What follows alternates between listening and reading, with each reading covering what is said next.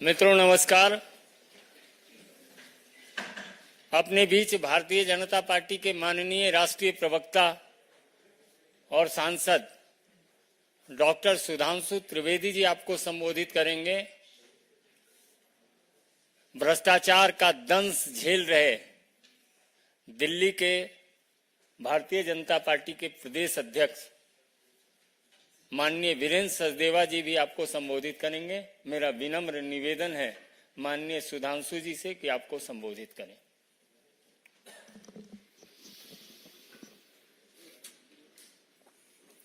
मित्रों, आज माननीय उच्च न्यायालय ने श्री केजरीवाल के संदर्भ में जो निर्णय दिया है उससे तथ्यों के कठोर धरातल पर आम आदमी पार्टी का अहंकार चकनाचूर हो गया है।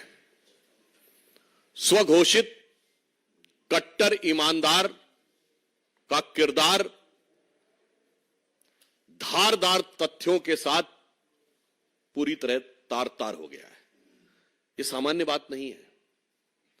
देखिए, जिस प्रकार से उन्होंने जमानत के लिए नहीं, यह बात हम ऐसे नहीं कह रहे हैं, उन्होंने तो सीधे सीधे अपनी अभिरक्षा को ही यानी अपनी हिरासत को ही चुनौती दी थी।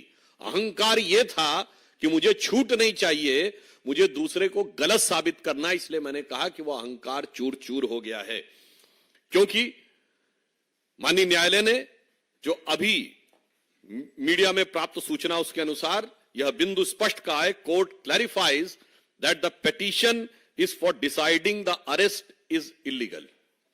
क्योंकि उन्होंने तो सीधे यह कहा था कि अरेस्ट ही इलीगल है, यानी वो जमानत मांग ही नहीं रहे थे और इतनी बड़े अहंकार के साथ वो आगे बढ़ने का प्रयास कर रहे थे।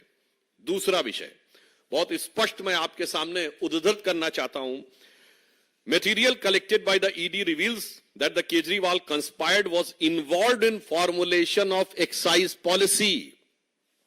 बार बार हम लोग कहते थे साक्ष्य जांच एजेंसियों ने दिए हैं और वो न्यायालय के समकक्ष हैं, न हमारे पास हैं न किसी अन्य के पास हैं, इसलिए उस पर बयानबाजी निरर्थक है।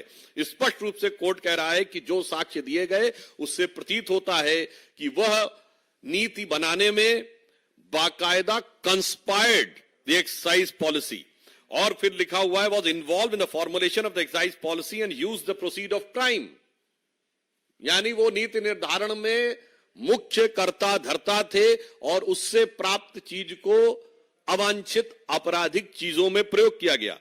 He is also allegedly involved in the personal capacity in the formulation of the policy and demanding the kickbacks, and secondly in the capacity of national convener। यानी प्रथम दृष्टया वो नीति को बनाने में मुख्य सूत्रधार थे और फिर उसके बदले में धन प्राप्त करने में अपनी दूसरी भूमिका यानी आम आदमी पार्टी के संयोजक के रूप में कर्ता धर्ता थे। उसके उपरांत माननीय न्यायालय ने एक और गंभीर ऑब्जर्वेशन दिया है। Court says doubting grant of the pardon of the approver amounts to casting aspersion on judicial process, अर्थात किसी को जमानत दी गई या नहीं इस पर टिप्पणी करना सीधे सीधे न्यायपालिका के ऊपर टिप्पणी करने के समान है। भाई अगर आप देखें तो इसी आधार के ऊपर अभी संजय सिंह जी को तो बेल मिली है। आप इस ढंग से राजनीतिक आधार के ऊपर कोर्ट के निर्णयों के ऊपर समीक्षा, आक्षेप और कटाक्ष नहीं कर सकते। इसके आगे और स्पष्ट रूप से कहा गया है, who gives ticket for contesting election and who purchases electoral bond is not the concern of the court. यह बहुत महत्वपूर्ण प्रेक्षण है, is a very significant observation by the high court कि किसको टिकट दिया गया, किसने इलेक्टोरल बॉन्ड लिया, इस विषय का कोर्ट की प्रोसीडिंग से कोई लेना देना नहीं है। अर्थात जो एक कानूनी विषय को वह राजनीतिक विषय बताने का प्रयास कर रहे थे, that was cleverly when he was trying to put a cover of technicality on their hidden motive of politicality, which has been totally discarded by the court। अब देखिए एक और बिंदु पे कहा है, the investigating agency under the criminal jurisprudence can't be directed to conduct the investigation as per convenience of the person. जो वो बार बार कहते थे कि ईडी हमें ये बताए कि इस तरीके से मुझे जवाब देना या उस तरीके से मुझे इस कैपेसिटी में बुलाया जा रहा है, इस कैपेसिटी में, बहुत स्पष्ट कहा है कि आरोपी को यह अधिकार नहीं है किसी व्यक्ति को कि वो ये तय करे कि किन नियमों, किन प्रावधानों या किस प्रक्रिया के तहत अथवा किस रूप में जांच एजेंसी उससे जांच करना चाह रही है। अगला बिंदु और गंभीर है, the court won't lay down different categories of law, one for common citizens and other granting special privilege to chief minister. आम आदमी पार्टी, मैं पुनः अंडरलाइन करके कहता हूं, आम आदमी पार्टी के तथाकथित आम आदमी मुख्यमंत्री के बारे में स्पष्ट रूप से माननीय न्यायालय कह रहा है कि सामान्य यानी आम आदमी के लिए एक नियम और आम आदमी पार्टी के मुख्यमंत्री के लिए दूसरा नियम, यानी नाम तो आम, दीवाने आम, और चाहते हैं कि डील किया जाए दीवाने खास की तरह, तो ये खासो खुसूस खासियत पूरी तरीके से खारिज कर दी गई कोर्ट के द्वारा। पुनः मैं कहना चाहता हूं, यह सबसे महत्वपूर्ण बात है, ये वही थे जो नाना प्रकार की चीजें कहते थे, मैं बंगला नहीं लूंगा, मैं गाड़ी नहीं लूंगा, मैं टोपी पहनूंगा, मैं सिक्योरिटी नहीं लूंगा, वगैरह वगैरह। जबकि मैं सारी बातें कर रहा हूं, ये सारी चीजें आवश्यकता होती हैं, सुरक्षा की आवश्यकता होती है, परंतु ये जो आम आदमी का चोला था वो पूरी तरीके से धराशायी हो गया, क्योंकि वो खुद एक खास ट्रीटमेंट चाह रहे थे। इसके उपरांत कोर्ट कहता है, court on necessity of arrest, जो उन्होंने कहा कि क्यों उनको हिरासत में लेना चाहिए। ED was in process of enough material which has led to arrest of Kejriwal, non joining of investigation by Kejriwal, delay caused by him was also impacted those in the judicial custody. अर्थात उनका बार बार ईडी के संबंध को दरकिनार करना, जवाब देने से मना करना, यह गलत था और पर्याप्त मटेरियल उपलब्ध था उनसे पूछताछ और जांच करने के लिए। दूसरा, एक गंभीर बात कही गई जो बार बार न्यायिक प्रक्रिया को राजनीतिक रंग देने का प्रयास और उसके ऊपर राजनीतिक आक्षेप करने का प्रयास है। उस पर कोर्ट ने साफ कहा है, जजेस are bound by the law not by the politics. आप उसमें राजनीति करना चाहते हैं क्योंकि आप लगातार 9 सम्मन डिले कर रहे थे, क्योंकि आपको पता था कि लोकसभा का चुनाव आने वाला, अनायास नहीं आने वाला था। इसका अर्थ यह हो गया कि आप न्यायिक प्रक्रिया को राजनीतिक दहलीज तक ले जाने का कार्य आप कर रहे थे। कोर्ट ने स्पष्ट कहा है, किसी भी प्रकार की राजनीतिक गतिविधि से न्यायिक प्रक्रिया प्रभावित होने वाली नहीं है, अर्थात टाइमिंग वाली बात ध्वस्त हो गई। देन उसके आगे और उससे गंभीर बात कही है, political considerations can't be brought before court of law.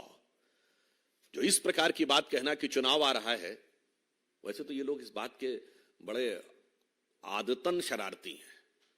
याद करिए 2019 के लोकसभा से पहले कांग्रेस पार्टी के नेता भी वकील का चोला ओढ़कर श्री राम जन्मभूमि के मुद्दे पर भी यही कह रहे थे कि चुनाव आ रहा है तो इसको बाद में करिए।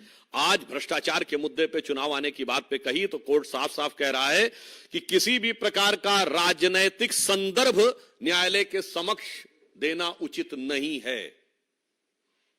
इसके उपरांत कोर्ट कहता है, court are concerned with the constitutional morality not the political morality. Court साफ कहता है कि ये जो आप तथाकथित अपनी नैतिकता राजनीति का बात करते हैं, इससे कोर्ट को कोई मतलब नहीं है, वो केवल हार्ड कोर फैक्ट्स के बारे में कहता है। अब आगे की बात और भी गंभीर है, जो कहते थे चवन्नी नहीं मिली। इस पॉइंट में माननीय न्यायालय कहता है, this court holds that ED was able to place enough material statement of the approvers and their own candidate stating that was given to for Goa elections, it completes the chain regarding the money sent for Goa elections. यानी जब उनके स्वयं के प्रत्याशी ने यह बयान दिया है कि उसको इस प्रकार का धन इस स्रोत से प्राप्त हुआ है, तो यह प्रथम दृष्टया इस संदेह की पुष्टि करता है कि पैसा कहां से आया। जो कहते थे चवन्नी नहीं मिली, अब चवन्नी नहीं, वो करोड़ों का ट्रेल मिल रहा है। इसलिए हम ये बात साफ कहना चाहते हैं कि इंडिया अगेंस्ट करप्शन की अन्ना क्रांति से शुरू हुआ आंदोलन आज के में तब्दील हो गया है, यानी केजरी करप्शन क्रांति में तब्दील हो गया है।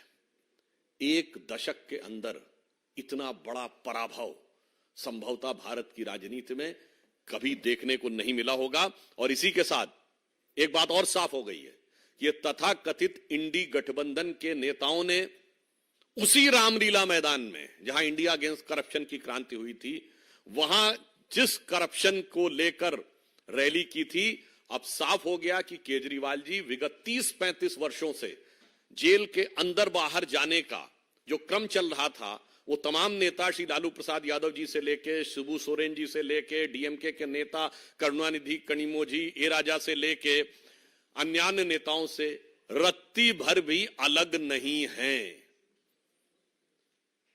न्यायिक दृष्टि से वो ठीक उतने ही दोषी हैं जितने नेताओं के साथ आज खड़े थे। तो आप सोचिए वो कहां से कहां खड़े हो गए। और उससे ज्यादा गंभीर बात यह है, आज आपने देखा कि तृणमूल कांग्रेस के सांसद जो कि पश्चिम बंगाल में हुई हिंसा को कवर फायर देने के लिए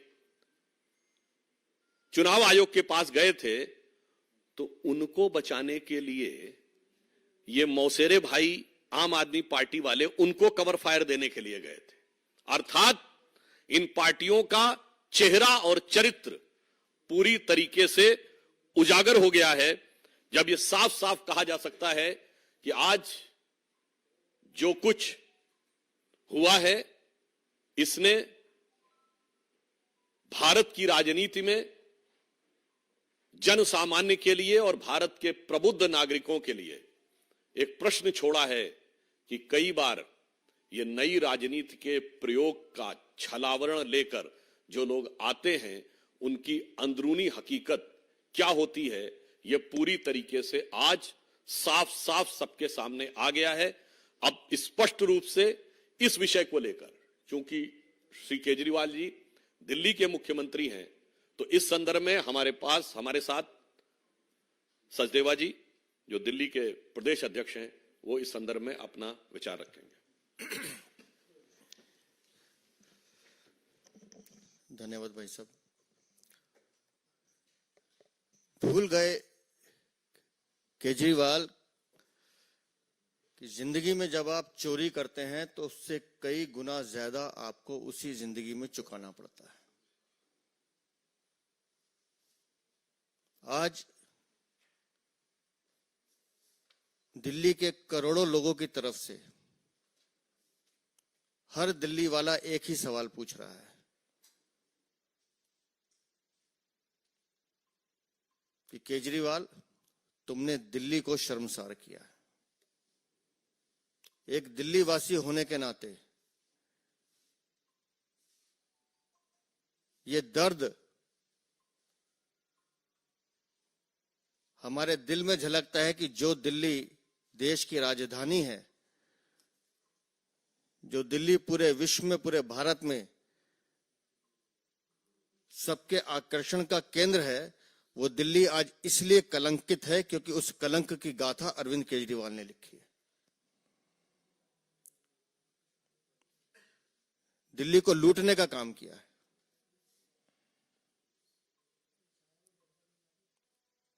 हमारे पास फंसाया गया है, हमें यह किया गया, सारे साक्ष्य मौजूद हैं। जैसा भाई माननीय सुधांशु जी ने कहा, अभी माननीय न्यायालय ने जो आज टिप्पणी की है, वो सीधा सीधा अरविंद केजरीवाल और आम आदमी पार्टी के मुंह पे तमाचा है।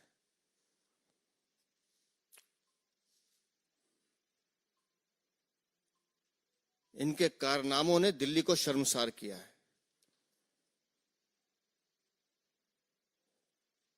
एक दिल्ली वाला होने के नाते पूछता हूं, क्या अब भी कोई नैतिक अधिकार है आपके पास कुर्सी पे बने रहने का?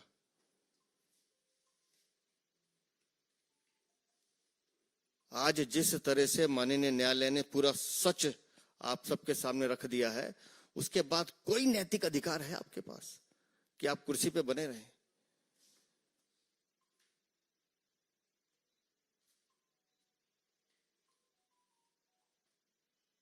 पूरी दिल्ली को लूटने का आपने षड्यंत्र रचा है।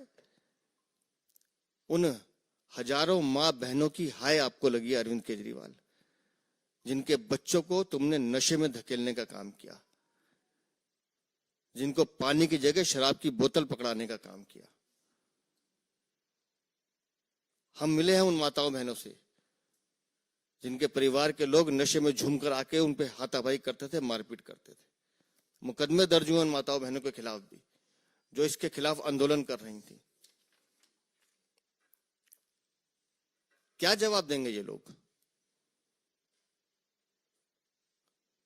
बार बार चिल्लाने से, बार बार झूठ बोलने से झूठ सच नहीं बनता। ये बात आम आदमी पार्टी के सारे प्रवक्ता समझ लें।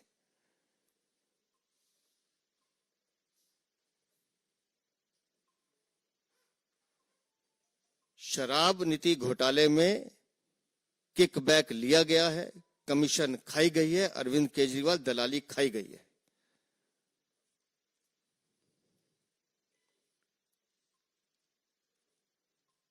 हर बार माननीय न्यायालय की टिप्पणी पर जिस तरह से ये लोग बयानबाजी करते थे, आज उसका भी पटाक्षेप हो गया।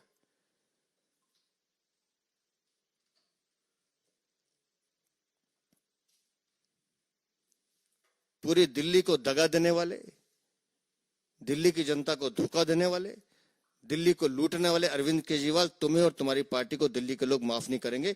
ये बात हम 100% कह सकते हैं। मैं दिल्ली की जनता का दर्द समझता हूं।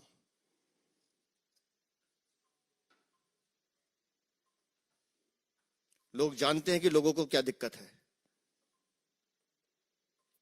कौन सोच सकता था जी कि मंदिर, मस्जिद, गुरुद्वारा, स्कूल कुछ नहीं छोड़ेंगे, आप सब जगह शराब की दुकानें खोलेंगे।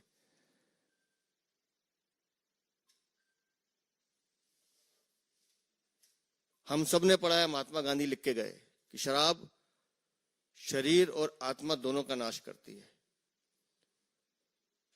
अरविंद केजरीवाल, इस शराब ने तुम्हारे शरीर का, आत्मा का और तुम्हारे चरित्र का भी नाश किया है। तुमने दिल्ली के विकास को भी रोका है, दिल्ली के विकास का भी नाश किया है।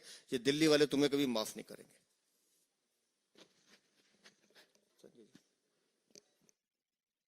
सादर आमंत्रित है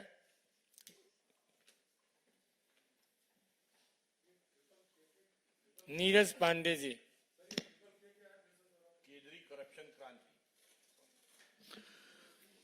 इंडिया अगेंस्ट करप्शन की अन्ना क्रांति से केजरी करप्शन क्रांति। और कोई किसी का प्रश्न?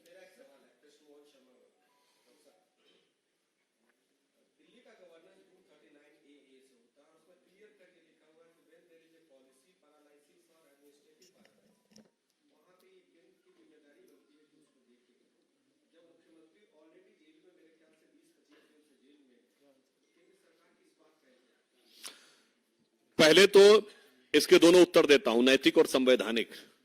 मेरे विचार से सवाल आज उनसे पूछा जाना चाहिए कि हाई कोर्ट के इस निर्णय के बाद भी कोई ये कहेगा कि जब फला फला क्लॉज के तहत एलजी पूछेंगे तब हम इस्तीफा देंगे। ये वो जो कहते थे आरोप लगते इस्तीफा दो, आज कहते हैं हाई कोर्ट से निर्णय के बाद भी इस्तीफा न दो। अब संवैधानिक उत्तर देता हूं। आपको पता है कि दिल्ली की विधानसभा इस देश की एक ऐसी विधानसभा है जो सतत सत्र में रहती है, यानी साइन डाई होता ही नहीं है, जबकि वो मिलती साल में एक ही बार है बजट पास करने के लिए। क्यों? क्योंकि अगर साइन डाई कर देंगे यानी सत्रावसान कर देंगे तो उपराज्यपाल से नए सत्र को दोबारा प्रारंभ करने के लिए अनुमति लेनी पड़ेगी। तब राज्यपाल को बोलना होता। जब सत्र में चल रही है विधानसभा तो प्रथम दायित्व विधानसभा अध्यक्ष का बनता है, तदोपरांत राज्यपाल का। तो उनसे पूछिए, जैसे पार्लियामेंट सेशन में होती ना तो आप क्या कहते हैं कि भाई ऑर्डिनेंस नहीं आएगा because parliament in the session, तो the Delhi assembly is in perpetual session. तो भाई नैतिक भी सवाल आपसे है और संवैधानिक सवाल भी आपसे है। बचने की जितनी भी गुंजाइश करिए, बचने का कोई रास्ता अब दिखाई नहीं पड़ रहा है। एक मिनट भाई, तोसी मंडोला यही नहीं।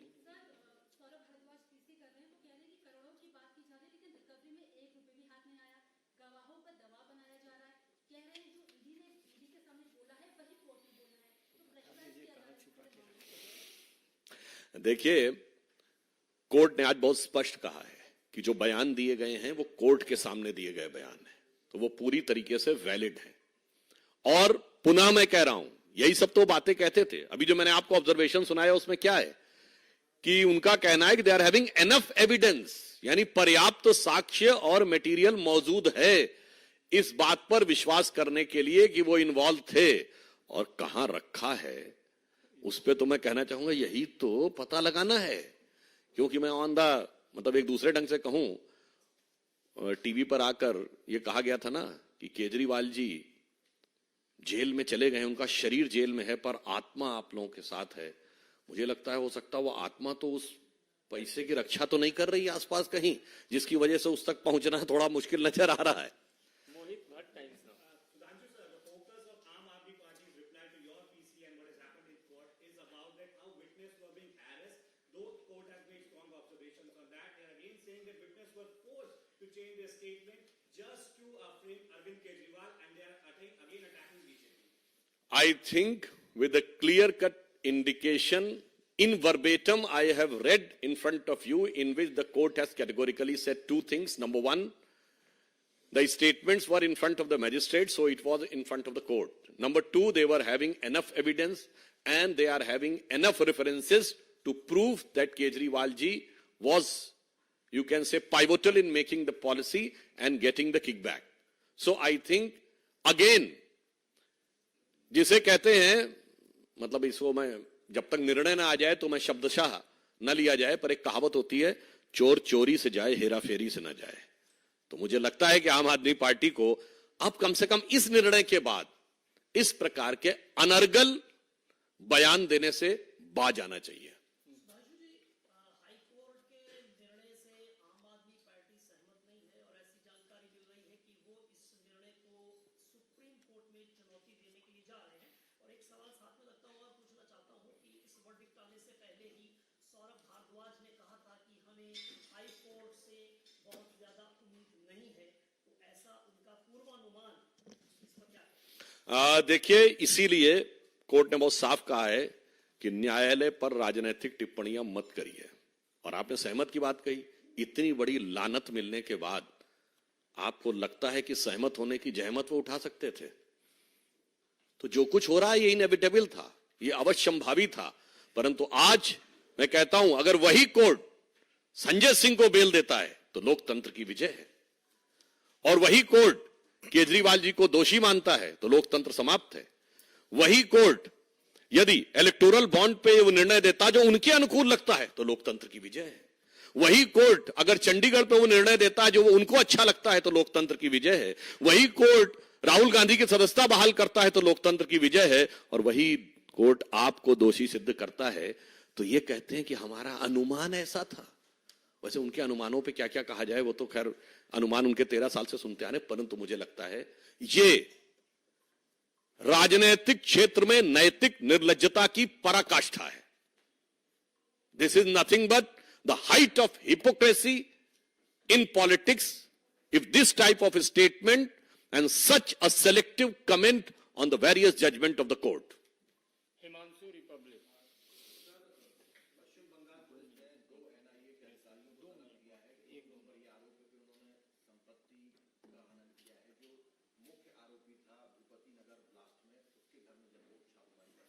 देखिए, जो पश्चिम बंगाल में घटना है वो बहुत दुखद और गंभीर है।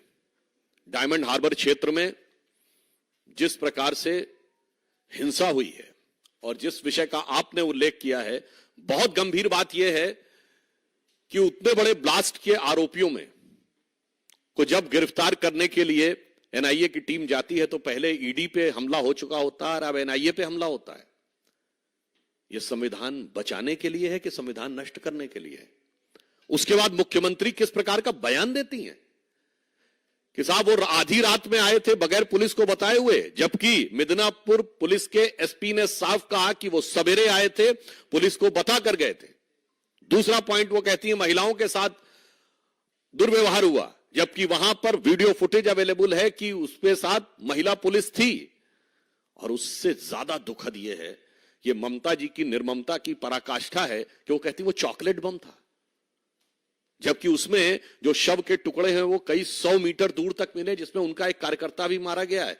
बड़े दुख की बात यह है, अपराध और भ्रष्टाचार दोनों को संरक्षित करने में जो कुछ पश्चिम बंगाल में किया जा रहा है वो लोकतंत्र के लिए और संविधान के लिए सबसे बड़ा खतरा है। और वो सबसे बड़ा खतरा तृणमूल कांग्रेस की सरकार के अंडर में मैं कह सकता हूं कि जो परिस्थितियां हैं वो लालू प्रसाद यादव जी के शासनकाल के बिहार और समाजवादी पार्टी के शासनकाल के उत्तर प्रदेश से ज्यादा बुरी स्थितियां सुनियोजित और व्यवस्थित हिंसा के द्वारा पश्चिम बंगाल में हो रही हैं। उससे दुखद बात यह है कि जिस प्रकार से मुख्यमंत्री उनका बचाव कर रही हैं कि शाहजहां शेख का तो बचाव होता है और वहां तक तो ठीक था, अब बम धमाके वालों का भी बचाव हो रहा है। मुझे लगता है बंगाल के साथ, बंगाल की जनता के साथ, बंगाल की जनता के दर्द के साथ इससे ज्यादा दर्दनाक अन्याय नहीं हो सकता। अनामिका रत्ना अंतिम प्रश्न है, इसके बाद प्रश्न नहीं ले पाएंगे, बहुत समय हो चुका है।